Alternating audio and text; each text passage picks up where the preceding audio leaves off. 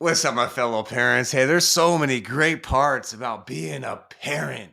The hugs, the kisses, the soccer goals, the Christmas mornings, the seeing your kids step into confidence and seeing them grow and mature through the ages, the graduations, the birthdays. Parenting is so great. And then there's some parts that just are so hard. They're so hard. And some parts that just suck, Jordan. They just suck. You know what's really hard and can really suck sometimes is getting our kids to do some chores. Help them out around the house. Teamwork. We don't have a butler that lives here. There's no butler named Jeffrey here, the Prince of Fresh Air. Prince of Fresh Prince Air. of Friendship. It's like, Fresh come Prince of on, Bel kid. Air. Clean up your stuff, man. Don't do your chores. Vacuum a little bit. Keep your area clean. Why is chores? Why is it so stressful, man? Because it is. I think it's just like our nature is just to be lazy, right? For some of us, we don't do anything. We'd love to have people wait Yeah, on us hand and foot, we right? And then do. there's others that are We like, do. I kind of am a go-getter. I got to wake up. I got a task. I've got my Yeah. notepad. I got to get stuff done. Okay. Yeah. I remember Yeah. when I was a kid, it was like, I'd have my alarm set at 6 a.m. and I'd have to wake my mom up for school and she'd be like, make your Dang. coffee. Like I was Dang. taking charge. Golden But child. Yeah. I don't know why that was instilled in me, but Yeah. I notice with my kids, and I don't know if it's just this generation or whatever, but you ask them to Okay. do something and it's like, no, I don't want Oh, to. whiny. Can you do it? I'm sitting here and watching. Can you give me a glass of water? No, Uh, get your booty up and get it Get yourself. your You know what I'm booty doing right up. now? Right. And that's the thing with chores because so many parents, they don't actually, we're going to read you some research, and this episode is hopefully going to change your life. It really is, because chores is serious business. It really is serious in their psychological development, in your family dynamics, in your home culture. So do not take this episode lightly. And this is what's so hard about it, because even if you do get them to do the chores, sometimes they're whining about it, you're complaining. And then, we parents, we know what we do. We said, oh, forget about it. Yeah. I'll just do it Because myself. we don't want to get into the argument. Yep, I remember, and I don't it's want easier. Yep. to let this come across that I was some goody goody, because the reality is my mom would ask me to vacuum all the dang time, and I would Yeah. always come up with an excuse as to why I didn't want to vacuum. Yeah. Right. So I literally would go and hand pick up the crap on the carpet Okay. rather than starting up the dang vacuum. I don't know why. I just didn't want to do the dang vacuum. Yeah. So I would say no all the time. Vacuum. Yeah, back in the 80s and 90s, man, some of those vacuums were heavy too. Now we got these light vacuums. Right. Now they're so easy. Right. Some of us had those heavy metal vacuums, like industrial grade. Now these kids, they got it so easy, and they're whining about a 20-pound backroom. I think for me, I had a lot of chores growing up. I had to do a lot of dishes, emptying the dishwasher, loading the dishes. Yeah. I had to do vacuuming. I had to clean the toilet, and we had a freaking cat box. And I got to clean that cat box sometimes. I did not like that. How about you? Did you have a lot of chores growing up? Cleaning up dog poop out back. That was always, you had to go and do that because it would there were landmines everywhere. Ah, nasty. I remember older, I would do the dishes. Oh, I remember one time, 8th grade, we had this class field trip to Washington, D.C. from San Diego. It was like the big field trip that everybody was looking forward to. Yeah. Well, I ended up getting a D in English. Ooh. I wasn't a good English student. Okay. I got a D. They wouldn't let me go. The school wouldn't let me go on my class project. What? Or on my class field trip. For a D? For a D, because I had to have C's or better. Jeez. So my punishment was doing laundry for the family for a month. That was when I got my crash course on how to do laundry. Wow. So that's how your parents, so not only got consequences from the school, but your mom brought the hammer down. Yeah. Laundry. Yeah, I started doing laundry at a young age. And I think it was so good for me and my own development. And you know what I think of my chores? I always think of that cat box. And I think of anytime someone comes to me, Jordan, they're like, Sean, my child is acting very strange. My child does this. It's very weird. My child, I don't know if what is this? Give us an example. Like weird stuff. No, it doesn't matter. Just imagine something super weird. Here's what I always think about. Sometimes for fun, I would pee in the cat box. I would. In my own freaking cat box. Oh my God, that's hilarious.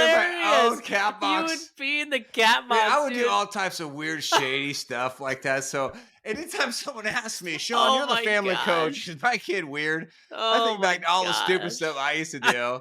And you're like, nah, I Do you think your kid's remember? gonna be okay. Okay, you should tell everybody about your habit you had when you would bite your arm hair. Do you Dude, remember you that's would like come on, dude. I bite still his struggle with arm that. hair? I do, man. I still struggle with that. You I still think it's bite called your arm hair? I hate to say it. I think it's called trichophilia, dude, and I think it's a legit mental disorder. No, And no, I you do. got a habit. You You just got might. to It's stop the a no. habit. It's not. It's. I think.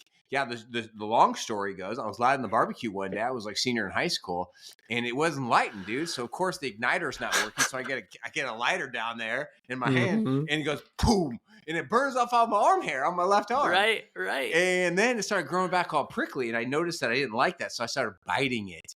And our mutual friend JP, he also used to bite his wrist. Oh Didn't he? yeah, You remember he that? did. He bite And his then I arm was hair. I was at UC So San funny. Diego one day studying in the library with my friend, and my friend was like watching me bite my arm hair. She's like, Sean, what are you doing? I was like, The habit twitch. She's like, are you biting your hair? I was like, maybe.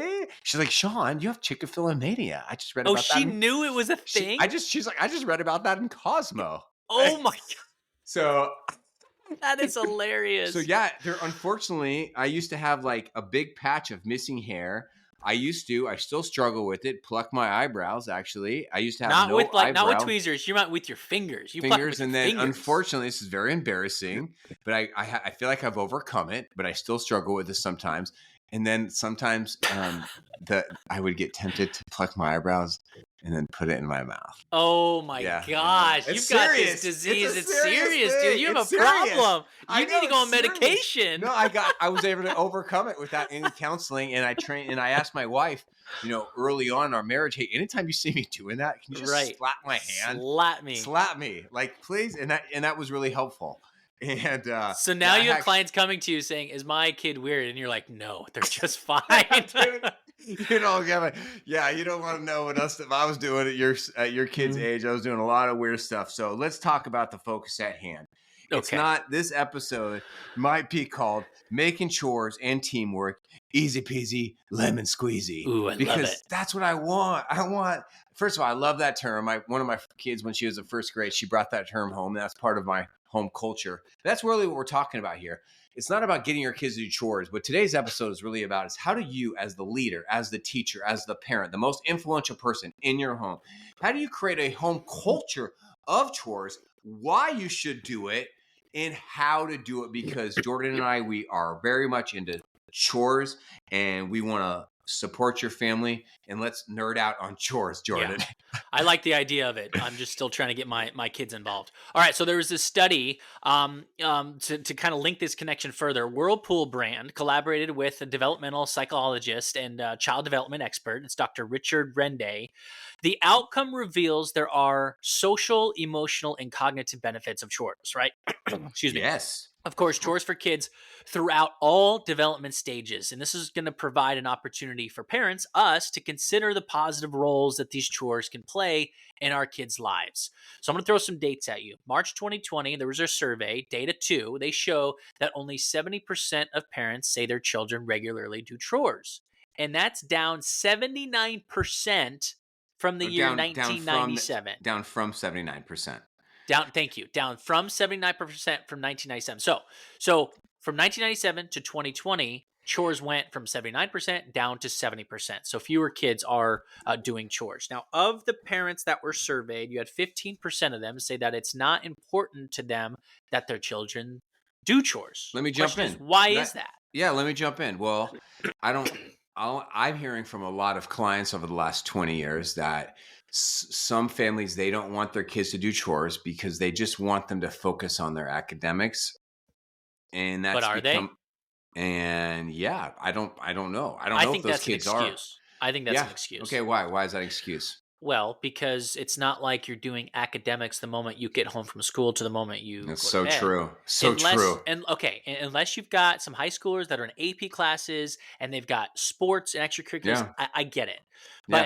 But what I'm saying is I think this saying, hey, I want them to focus on their academics, it can be an excuse for a parent to be like, no, my kid's really focusing on their schoolwork. When the reality is they also have downtime and they can also contribute to the task at hand, which is being involved in a little community under this roof. I totally agree. I think it's another excuse too where, we all know. And, building a home culture of chores in the home, it's hard. And I think that's just an excuse. Like, I'm just like, I just don't want to step into this. Or you have a challenging child.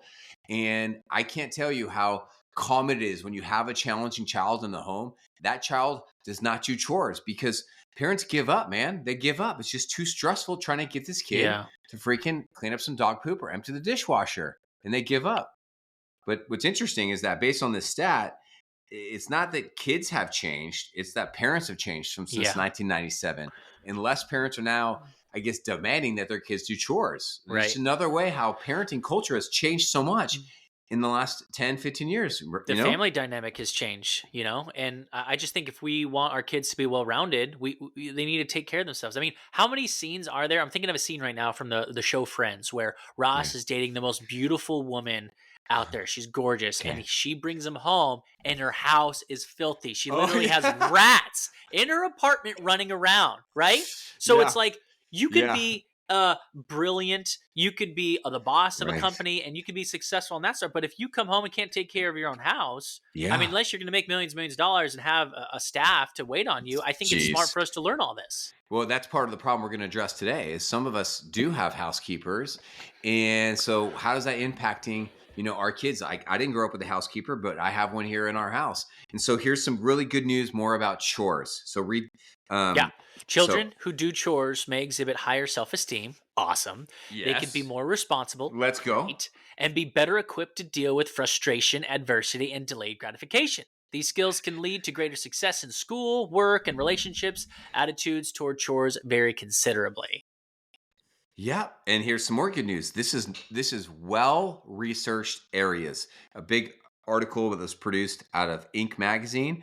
It's entitled this: You want to raise kids to grow to become successful adults? Remember these 4 words. And here's what it says: make them do chores. A big study was done out of La Trobe University, and they pretty much broke down chores into 3 areas. One would be self-care. It's like kids making their own meals. Number 2 would be other care, as in making meals for others or doing things around the house. And then third would be pet care.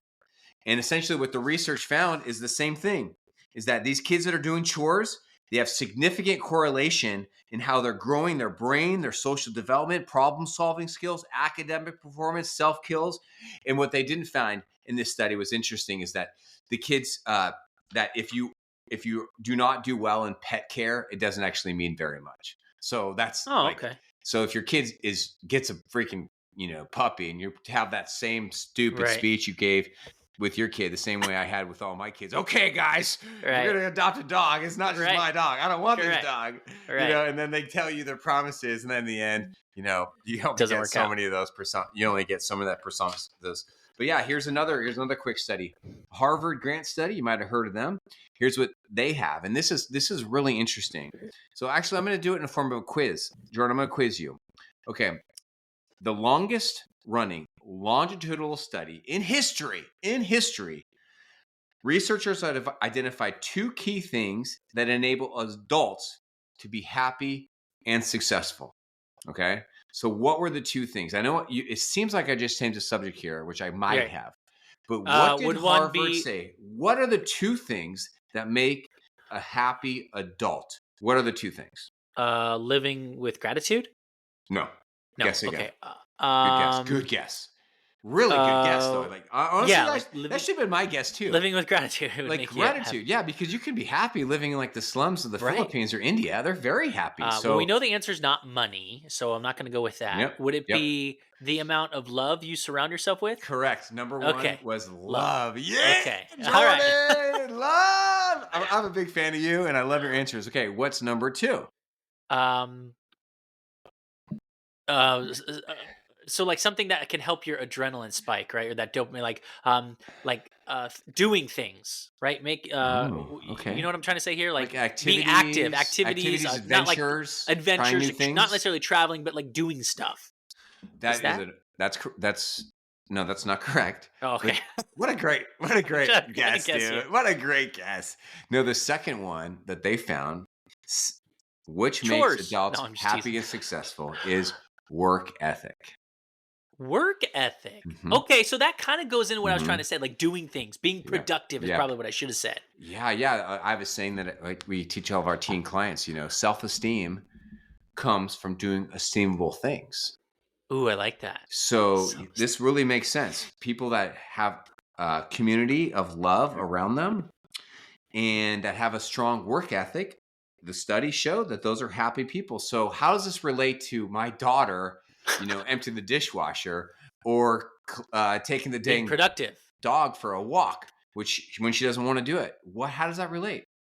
Well, we're teaching her to be productive, to do Yeah. something you don't want to do because you have to do it. You got to clean Yeah, up because buddy. you want to show your dog love. You got Yep. to walk your Yep. dog. Yep. And the number 3 on Harvard study for happy adults is spending a lot of time on TikTok and YouTube. Yep, we knew Yep. that was going to We be the all knew case. that. So that's Make why if your sure you kid is guys are spending a strolling. lot of time on TikTok and YouTube, they are right on a good path. So I think a lot of the parents here, they're like, Sean, we agree with you. We know chores work. Our kids just won't do them. How Yeah. do we get our kids Oh, to I do them? We're guess. going to tell you. We're going to give you some, or Yes, Sean's we going to give you are. some Hang tips. in there. Hang in there. Yes. Yes. You But know that belt that's been hanging up in your closet? You pull that belt down, nope, you that's not whip going to it a be on couple the list. times. Nope, Oh, that's not going okay. to be on the That's list. not on the list. All right. So, yeah, hey, real quick. Sometimes people ask me, Sean, what do I don't even know. Like, how can I get my kids to do chores? So, you just let us spend a couple seconds of age appropriate ideas of what your kids can be doing for chores. Because as soon as your kids start walking everybody, they can start helping out with chores by putting their toys away in a toy bin. And Right. so, what about ages 2 through 4? Young toddlers, they just started walking. What can they do, Jordan? Yeah, so I think helping clean up toys is a big one. I remember when my kids were literally still infants in like the car seat. They couldn't walk, they couldn't hold their head up, Yeah. right? And my twins at the time would always cry, and my mom would say Mhm. like this was a moment where I was like shaving in the mirror, just shaving, and Okay. and Yeah. my kids are in their little car seat or their Uh-huh. mama whatever it was, and Uh-huh. they were kind of faced away, and my mom was like, just turn them so they can look at you. They want Hmm. to be with you, she They said. do. So Yeah. like I literally brought my kid up on the counter Uh-huh. with the mirror there and I'm shaving and they just stood there and stopped crying and they were just like they were with me. So what Yeah. that taught me was like our That's kids good. want to be with us. That's good. So when they're young and you've got a whole room to clean up, go and clean it up, but bring your kids along, and that will Yeah. teach them in the process. Hey, let's clean up this toys. Hey, we made a mess here. Can you help me wipe up? Hey, you've got Yes. your, let's say they're 3 or 4 and they're walking and babbling and talking back a little bit. The fun stages. I love the stage of 3 and 4. They Okay. got their little pretend vacuum. If you got a vacuum, Mm-hmm. let them Mm-hmm. pretend to vacuum. My Mm-hmm. neighbor mows his lawn, and the kid's got his, plastic lawnmower out there with his dad all the time. It's the Oh, coolest so thing. cool. That is so cool. He's teaching them I young. I freak out when I see kids out there doing yard work with their parents. It just makes my day, man. Also makes Yeah, my day just seeing kids out there on bikes. I don't care if they're e-bikes, scooters, just getting kids out there. outside. So yeah, Just there's just you and I both know, everybody that's listening. There's so many little things that your kids can sorting do from 2 to socks, setting 4. the table. Right. The I mean, we problem could is that we have to address this is that we don't let them do these things. We don't let them right. do chores because why, Jordan? Why don't we let Because it them help takes out? us longer to get the Right. chore done, Yes, probably. exactly. It's lazy parenting. It's lazy parenting. We just I said remember no. when It's easier if I I do it was myself. elementary school and my dad took me to work. And I'm like, "Dad, let me help you." And he's like, Yeah. "Listen." He was a floor covering guy, so he was working with tile. I couldn't have helped him if I tried, but I Yeah. wanted to try, Yeah. And Yeah, he's like, "It's man. going to take me longer to teach you right now than it is for me to just get this done. I'd rather spend time with you." But as I got older, he could teach me down the road. So you got to do age appropriate things and teach them along the way. You're going to Yeah. help them, load the dishwasher, make sure the 2 or 3 or 4-year-old is loading the plasticware in the Yeah. dishwasher and Yeah, not the man. glass. And age 5 through 8 is really prime time chores. That's really the prime time to really lay a foundation in your house. Like, this is what we do. You're a part of this community. You're part of this family. One of my favorite things is my youngest daughter, she's 7 right now. Whenever I'm doing yard work or building something outside, which I do a lot of, like I'm about to, you know, uh, redo my office here. She was in here just a couple nights ago, said, I want to help. I want to help. And even if that meant Yeah. just getting the tape out or holding, I've called all of my girls like screw girls or nail girls, because if I'm using screws or nails, they just love to hold them and they hand them Yeah. up to me on the ladder.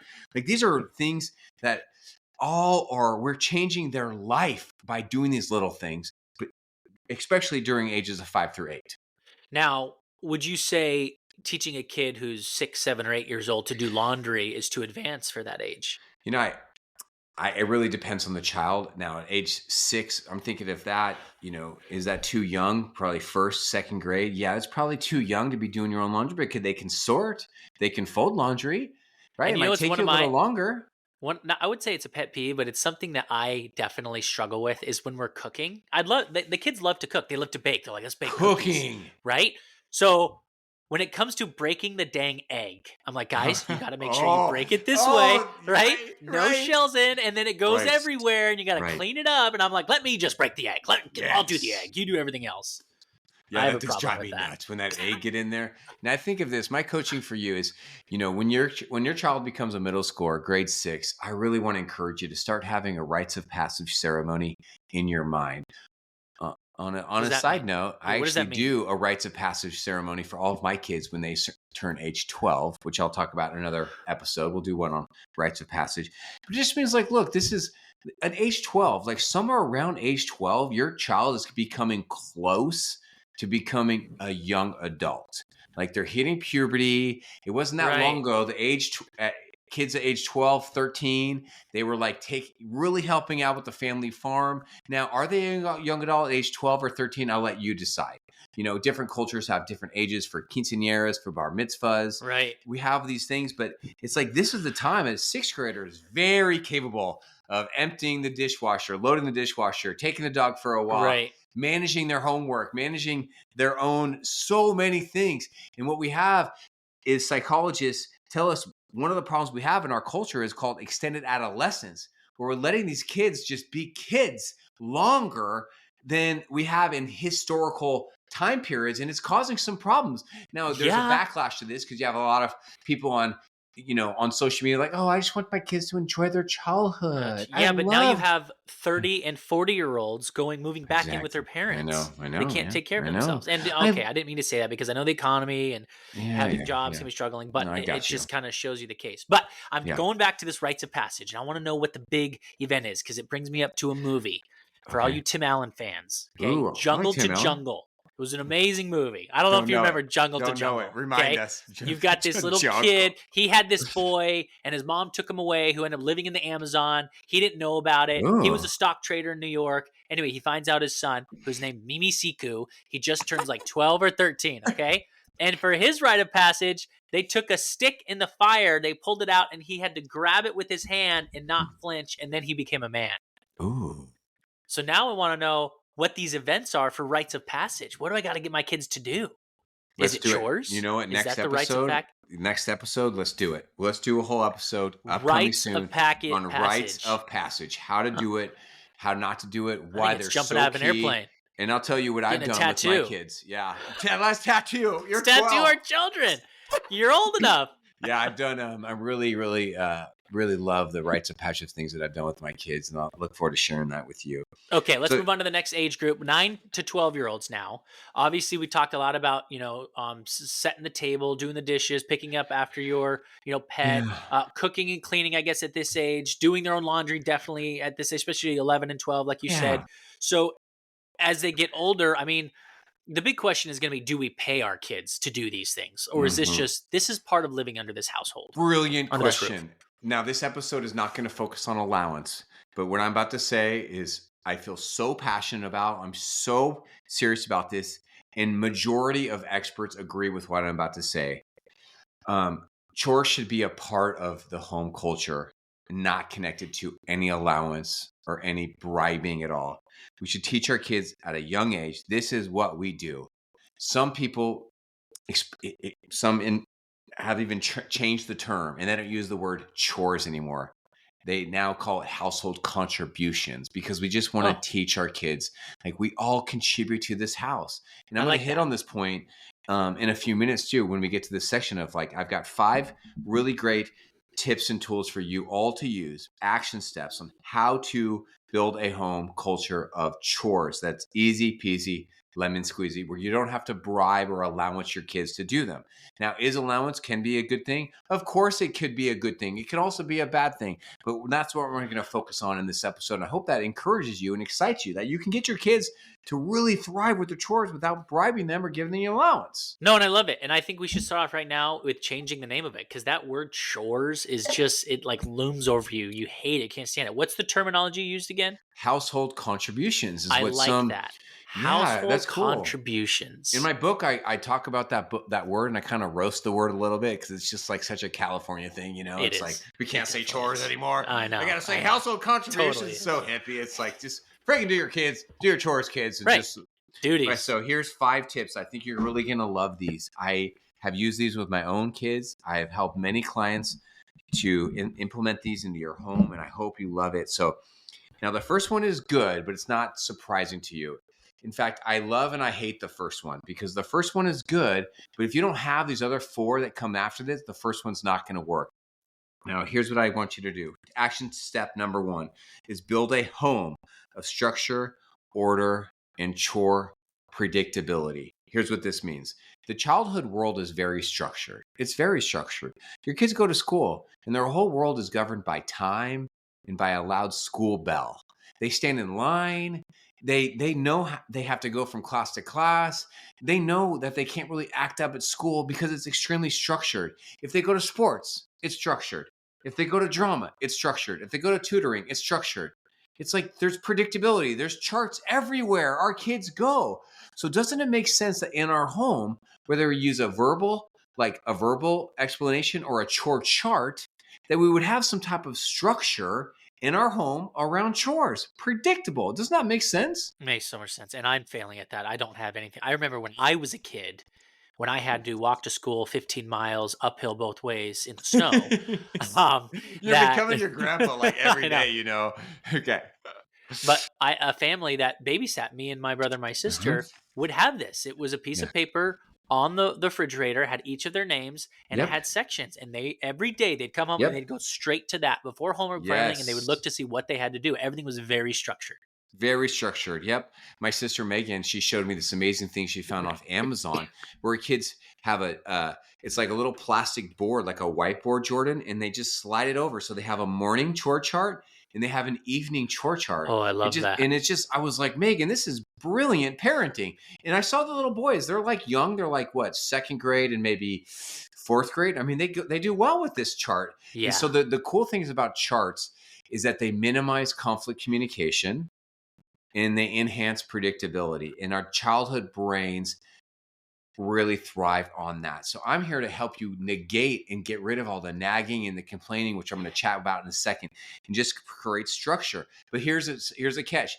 Did you know, Jordan, that most chore charts do not work and parents do not use them and they give up on them very shortly? Does that sound surprising to you? No, I just thought many people didn't actually use them. I didn't know they failed. They fail. So parents will start with it, and then the kids just stop doing it, or the parents stop enforcing it. Yeah, that story I told you about my sister Megan, who lives right close to beautiful Seattle, Washington. That's like a fantasy, man. And the reason why that chore chart is thriving is because I think she's using the other things. But take a guess.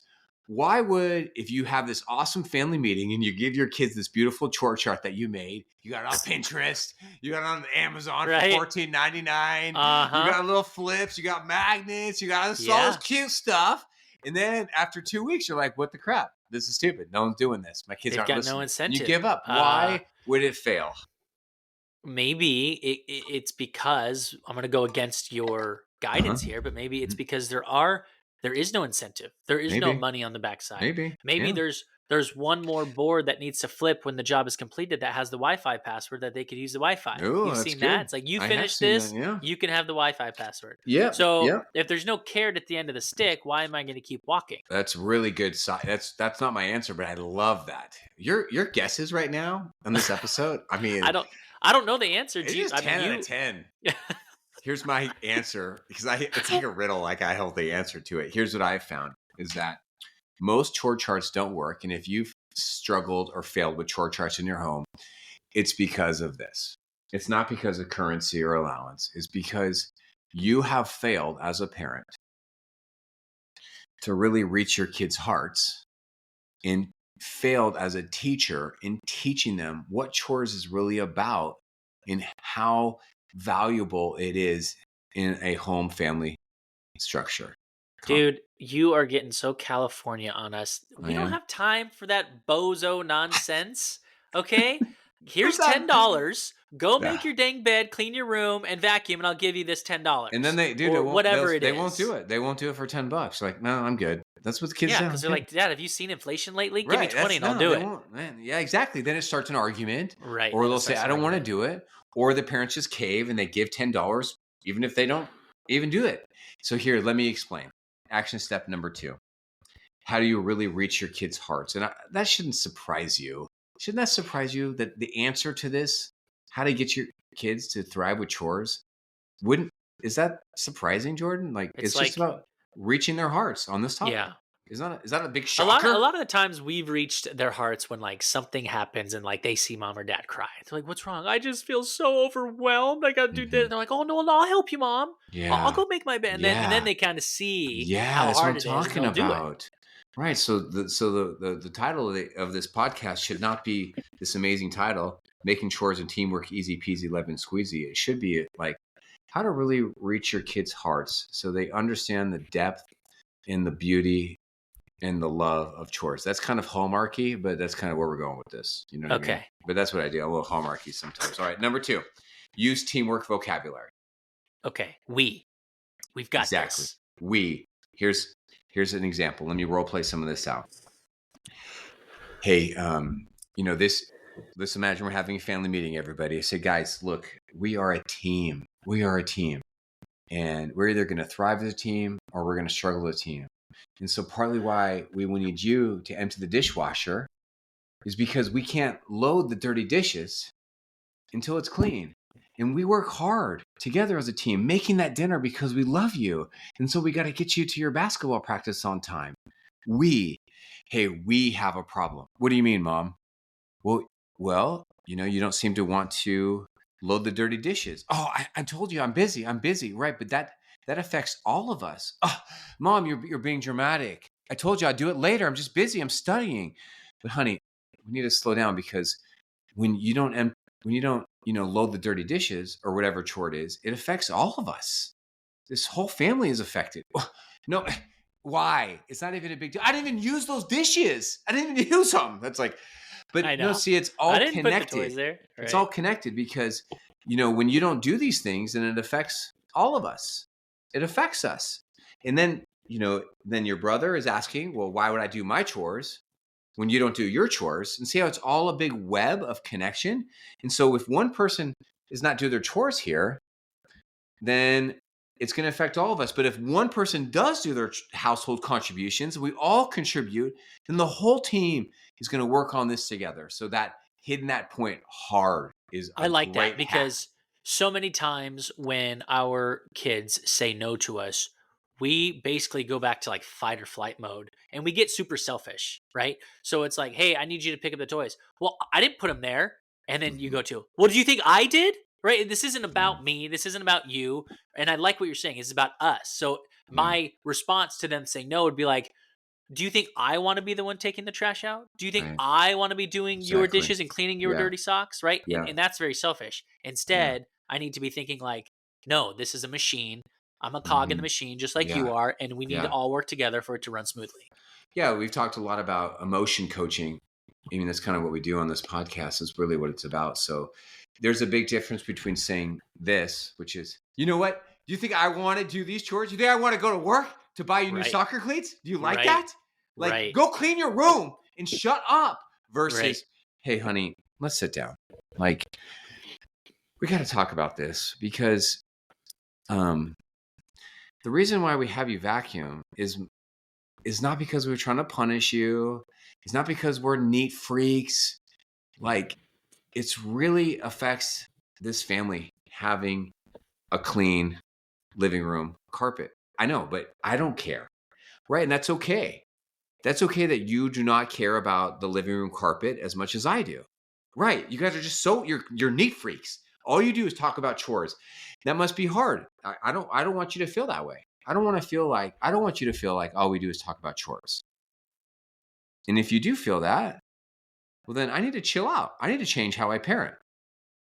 Because I don't want you thinking like all I do is talk about chores or school. That's stupid. Like, I love you.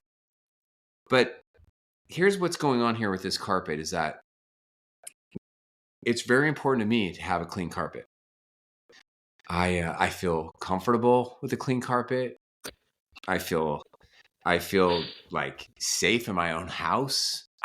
You feel safe in your own house. Those dust mites aren't going to come attack you. You're being so dramatic. Right. That's right. How weird I am. I'm not being weird. When you're older, you might feel the same way. Like when I see my kids, cleaning that carpet, I feel very loved. Dad, you are weird. You bite your arm hair. That's true. But that's why I need that carpet clean, because there might be arm hair on it. That's right. No, but listen to me. This might sound a little weird, but when I see you emptying the dishwasher and vacuuming, I feel loved. Do you think that's weird, son? You feel loved because I vacuum? I do. Yeah, because chores are not about chores. It's not about the vacuum, man. Yeah. It's not about the cat box. It's not about cleaning that toilet. Chores are so much more. When I see you doing those chores, I feel like, oh, I'm raising a great daughter. I'm raising a son who cares about this family. I'm raising a son who cares about teamwork, who has self-discipline, who realizes that the whole world doesn't revolve around them. I get it. Your levels of hygiene are different than mine, and that's okay. That's okay if you want to keep things dirtier than how I want to keep them. When you're older, you might feel the same way I feel. You might feel like you want things cleaner. But when I see you doing these things, it feels like, hey, you care how about I feel about things and how I want to parent my kids. So Jordan, do you see where I'm going with this role playing? Yes. Is this helpful? What do you see me doing here that you like or you don't like? Well, you are literally keeping all of the emotions out of it, meaning your own emotions. You're doing so good with the we, you're not falling into thanks. That defense mechanism where they're yelling, I don't want to do it, and then you would want to attack. You're just being cool, and you're really showing them that Fonzie, that cool, hey, this is how we're gonna do it, Yeah. Happy Days reference, dude. Yeah. Well, because he's the coolest guy, right? He was the cool guy. He was cool. You were being the cool dad. Dude, in that you moment. Actually watched Happy Days? Like, dude, I thought it was clips you'd see here and there. Clips, yeah. You know what I'm doing here too? I just realized I'm having compassion for my kids and empathy. That they do not, it's okay if they don't want to do chores as much as I want them to do chores. I'm helping them to process that. It's okay to be different. But I'm also helping them see like, hey, this is a practical way for you to show love to this family. Yeah. And this is so key of why we're using this we terminology. So are you ready for point 3? Yeah, that's good. Okay, so let's go back. Number 1, build a home of structure, order, and chore predictability, right? Being predictable, like you said. Yeah. Use teamwork vocabulary. Yeah. Like it. What's 3? Okay, number 3 is actually a contrast to what you said. Okay. What you said was very helpful. You said, Sean, I like how you're keeping your cool. You're not bringing your emotions into it. I'm not bringing the anger, the yelling, the aggression, the passive aggressions, the threats. I'm not doing that stupid stuff. But now I am going to bring my emotions into it. And I'm going to role play this one out for you too. Can you, in about 2 minutes, can you pretend to be like a salty teenager and you don't want to empty the garbage? And I'm going to role play that out. All right. Okay? All right. But what is the 3rd tip? Help your kids see how their chores impact your emotions. Help your kids. So, okay, so if I'm speaking of this in first person, I get to help my kids see how their chores impact my emotions. Yeah, because first of all, that's a fact. How our kids do their chores, whether they thrive with them or they don't, it really impacts us, doesn't it? Oh, yeah. Well, we know the studies show a clean house is like it does numbers on your attitude, and you know what I mean. Coming home to a clean house versus coming home to a dirty house, energy moves more freely and all of that. So ultimately, them being a part of this machine and the machine is successful, makes you feel good. I went to a funeral. One of my friends, my dear friend, and my mentor, one of my mentors, Larry Weens, passed away, and I love that man. He was 81 years old. and he's left with his 2 kids and his widow, Esther Weens. And it was a very emotional funeral for me. I was crying a lot. I was just thinking about this man's beautiful life and how much I want to be like him. I want my life to be like his, how much I learned from him. And when we think about funerals, we often think about how it's very, very emotional. But here's what you may not think about. Let me try to change tones. Chores is extremely emotional as well. It really my is. gosh. I know it's a little bit of a stretch. That's okay. But so, it really is emotional. Are you but I think able it's to because of the admit that? defiance that it becomes emotional, Yeah, right? buddy. Yeah, it really is. They don't want to do it, and it bothers us. It hurts us. Right. So here's a couple things you might want to say to your kids. Hey, son, can I chat with you real quick? What's up, Dad? Hey, man, I just saw you empty the dishwasher last night without being asked. I just want you to know, I just feel super good inside. I feel really connected with you when I see you rocking that dishwasher, man. And I'm being serious. It means a lot to me. Oh, thanks. Yeah, you're welcome. Hey, daughter, I got to tell you, I love you so much. And when I see you helping bring those groceries in without being asked, like, I am so full of joy and pride in my heart. Thank you. That's hard for me to remember to do as a parent because you're going to be saying this after the fact, right? So, Yeah. like, I've seen my Yeah. kids do stuff, and it makes me feel great. But I've never Yeah. remembered to go back and actually thank them for doing it. That's It cool. impacts our emotions. So, like, you hear me talk a lot about this 5-to-1 ratio in all of our relationships. You know, we want to have 5 positive experiences, positive phrases, you know, for any one. That's a minimum. And so your kids are constantly doing good things, everybody. They are, Jordan. They're constantly bringing in. If you say, can you bring in the groceries? Right. They help bring them in, don't they? Yes. So instead of saying thank you, which is great, open our big mouths and let them see how we feel. Hey, I just want to let you know when you do something like that, by the first time that I ask you, I feel so good inside and Yeah. loved by I feel you. very So loved. thanks.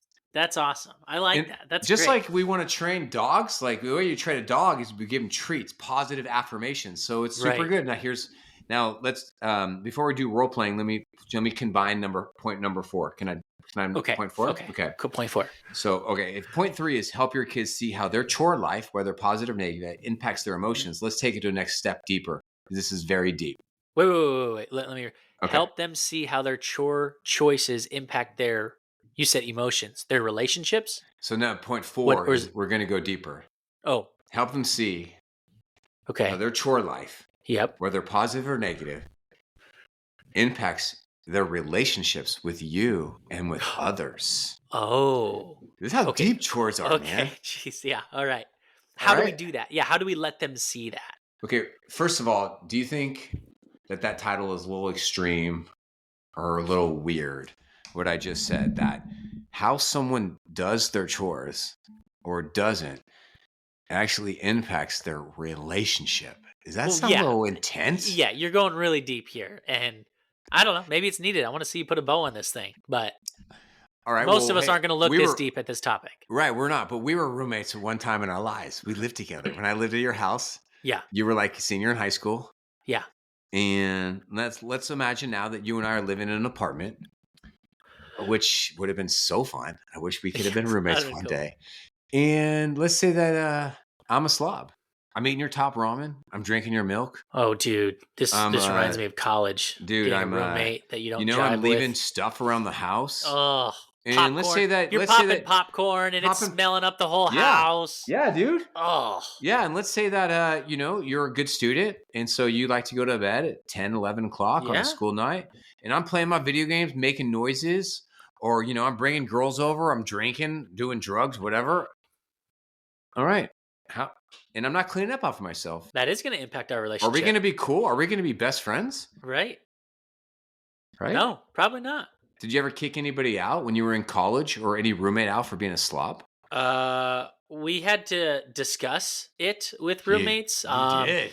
Oh yeah. Danny had a roommate in college one time that was such a slob, she had to ask to be moved to have a new, because you're in these dorms, they're so tiny. For anyone who's lived in the dorms, it's like you are in each other's business. Yeah, Two little dude. bunk beds. I I mean, did it. you got nothing in You there. got nothing. Yeah. And she was a big slob, and it became a problem. But they had to wait till the end of the semester to move her, so you Yeah. had to So learn to she live got with it.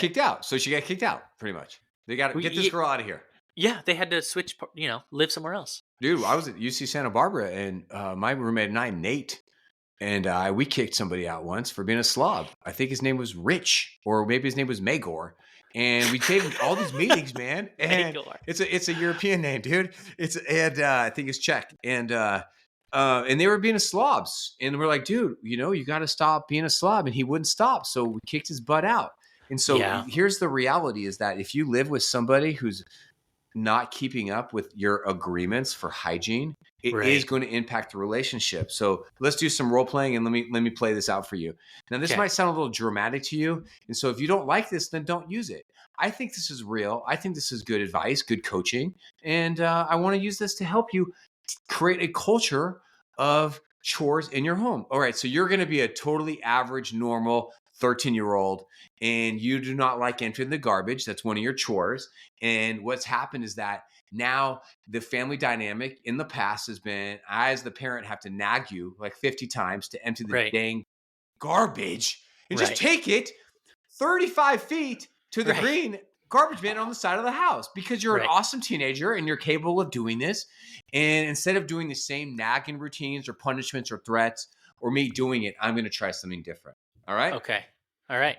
And if you could go down this path, you're going to be a little bit like, Dad, you're being dramatic. Can you play that role? Yes. Okay. All right. Ready? Hey, I'm going to knock on your door because you're in your bedroom. Hey, buddy. Hey, man, can we, talk about something, me and you? What's up, Dad? I'm kind of talking to a friend right now. Okay. Hey, I can come back, man. I can come back when you're ready, but this is pretty serious. I want to have like a heart-to-heart with you. All right. How long is this going to take? I don't know. It's pretty serious. I want to have a sit down with Jenny, you about let me call you back. Something's going on with my dad. All right, Dad. What's going on? So can I sit down? Yeah. What is it? Stop beating around the bush. Hey, man, I wanted to share some feelings with you because there's something that's come up I'm feeling pretty uncomfortable with it. Okay. What happened? Yeah. I want to talk to you about what's going on with you not emptying the garbage in the kitchen. What do you mean? I emptied it yesterday. Yeah. So you've probably noticed we've got this dynamic where you don't empty it. Then me or Mom end up nagging you, yelling at you, threatening. And then you either do it or don't do it. Or we end up doing it. And I want to chat about that. Okay. Well, I did it yesterday. I didn't realize I needed to do it today. If you asked me, I just didn't hear you. Sorry. Yeah. So have you noticed that, we nag you a lot over that? Well, yeah, because Dad, I don't want to take out the trash. Right. So do you like it? Like when we nag you or tell you what to do over and over like that? Right. No.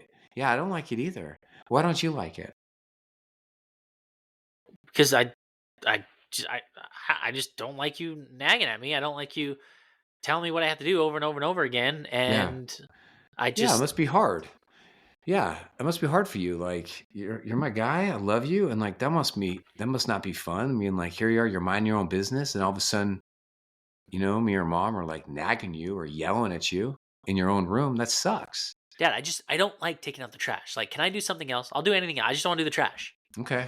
Hey, we can talk about that next. That's a really fine idea, but I want to talk to you about, what's really going on between me and you with this whole garbage thing. Dad, there's nothing going on between me and you. Yeah, man. No, this is why I want to sit down with you. Like I'm feeling very uncomfortable that you don't seem to be thriving with this daily job that you have. Well, who wants to take the trash out? You don't want to take the trash out? That's why you're making me do it. You know what?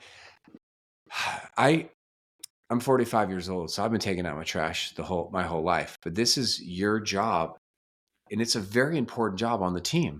Like taking the garbage out and keeping that garbage can empty is extremely important part of how this family thrives. And I don't know if you really get that yet. No, okay. And I think that's my fault. Honestly, I think it's my fault because, like, if you're playing sports and you have a role on that team, or you're in a drama and you play a character, or when I go to work as part of my team, like, if one person is not thriving in that job, it's going to affect everybody. And I need to let you know that whatever is going on between you and your chore, it's really affecting me and affecting this family. Are you sure you're just not saying that? Like, it sounds like you're being a little dramatic. Like, I'll take the trash out. Like, what's the big deal?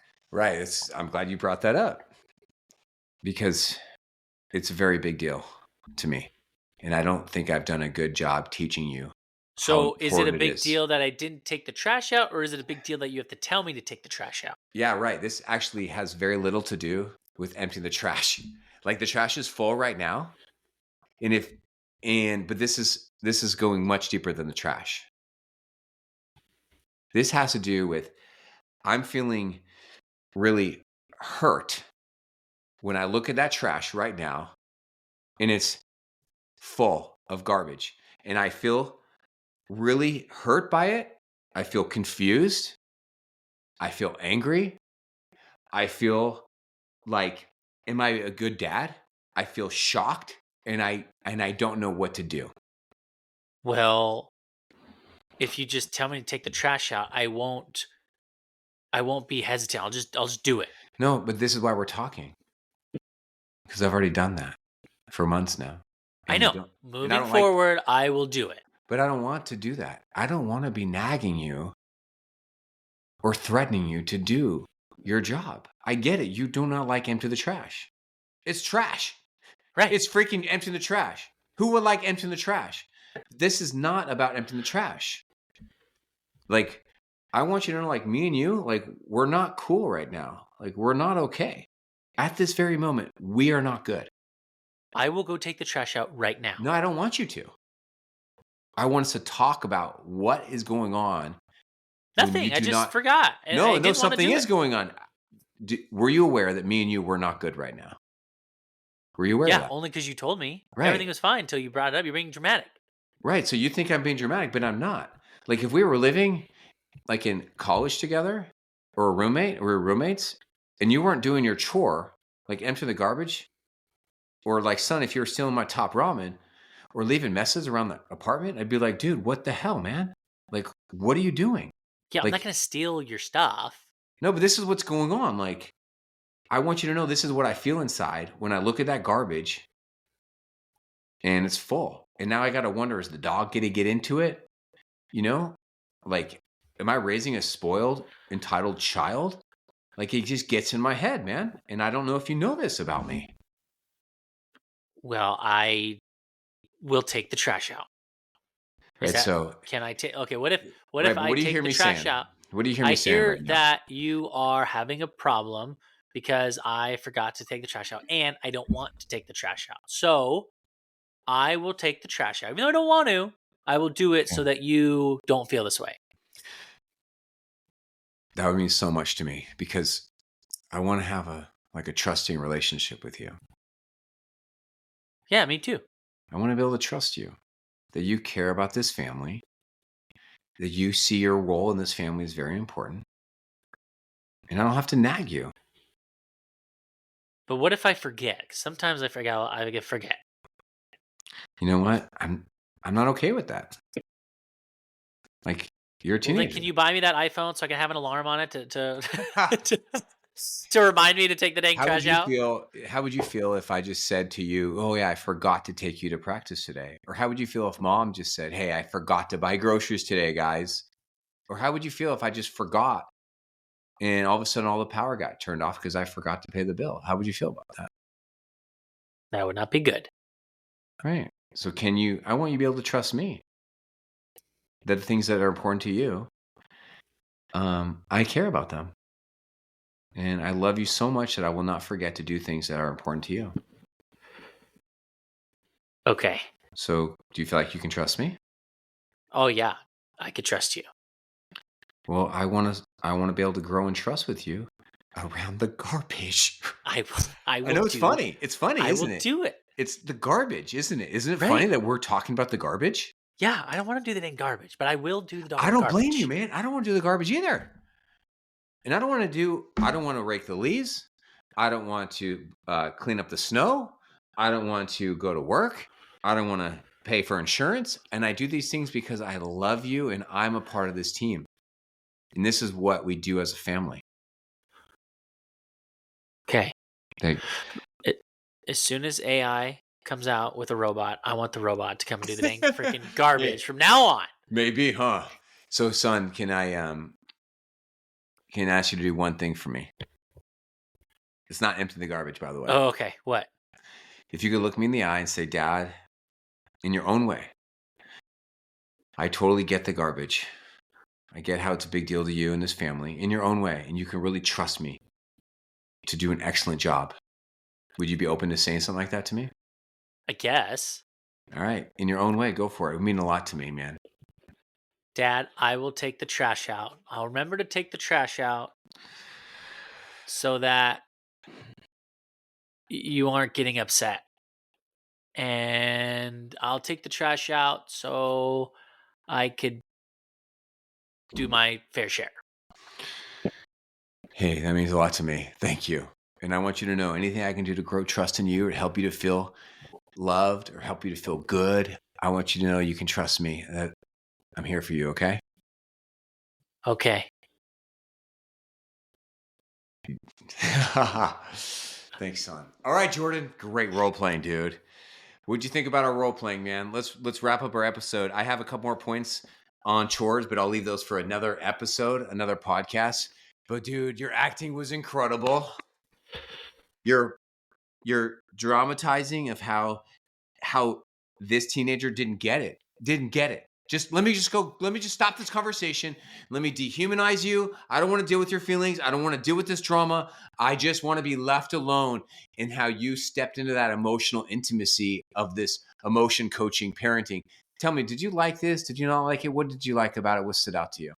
I think it's going to be hard for parents to get into that position, right? So like for the sake of argument, I was being understanding and playing the game, but you have some teenagers out there that they'll just continue to be defiant, and I'm sure you deal with all that with Yeah. some of your clients, and they're just man. so defiant.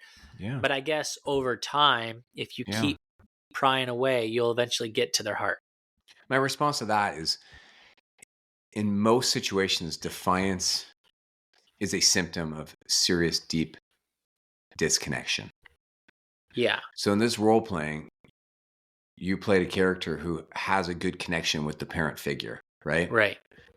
And so the child doesn't want to be defiant. The child is just a teenager, and it's like, I'm forgetful, and just can you please lower the bar on me because I'm forgetful? And did you see me not accept that? Right. I was like, no, like, you're a teenager. I'm not going to lower the bar on you. Like, you've got this. And yeah, is there a gazillion things we can do to support this teenager? Yes. Like maybe getting them an alarm, getting them Post-it notes, maybe helping them switch out to another job. Yeah, of course. Like, for example, my kids do not empty the garbage in my own house. Why? Well, because I have a very long driveway. My garbage is very heavy. And my wife and I both agree that this is something best suited for me as a man, as a strong man. And I've got, it's easy for me to bring up these heavy garbages because we put that garbage to the max, dog. You know what I mean? It's heavy. Okay. So you give them a different chore.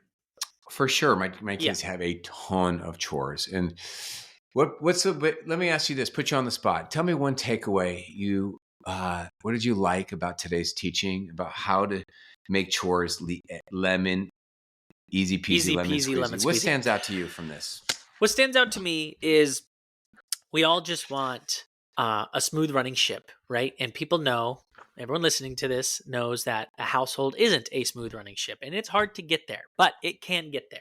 Yeah. And so these chores are part of the process, because the reality is, and I try to tell this to my wife all the time, is sometimes we as parents need to learn to delegate, right? To our own dang kids. Yeah, buddy. We think, oh, we can do the laundry. Let me fold it. I'll put it away for them. Yeah. Let me do this. I'll take the trash out. And we just do it all ourselves because we make up excuses or whatever it is. But the reality is, the less we do the better. Of course, I want to get my kids a glass of water if they just sat down and they're like, Dad, can you pour me a glass of water? Yeah, but Yeah. I'm not going to. Get your Yeah, own dang man. legs up because I just Yeah. cooked the meal and get your own dang glass of water. Yeah. It's not because we love them less. It's just we want them to take up these tasks on their own. And so chores is the Yes. next step. Yeah, We just, buddy. as parents, need to be firm on that. Well said.